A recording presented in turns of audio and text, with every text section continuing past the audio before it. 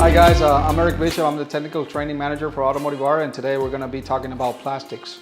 As we all know, plastics are a part of our job that we always hate, and we always have difficulties, trying to get adhesion on. So that's why we have this product, which is 4505. All right, this is our adhesion promoter, made by us in Poland. And this actually works for every single plastic, every acronym in the automotive industry.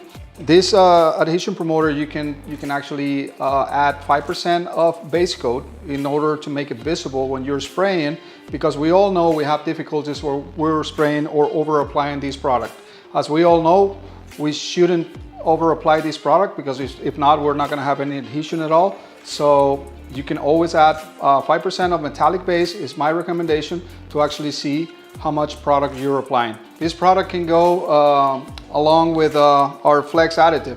As we all know, we have in plastics, we have flexible parts. So that's why we have our 2045, which is our flex additive.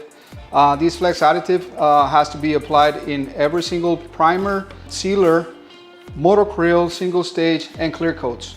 It never should be added to the base coat. Okay, so in order to make our finishes flexible enough, we have our 2045, which is our flex additive.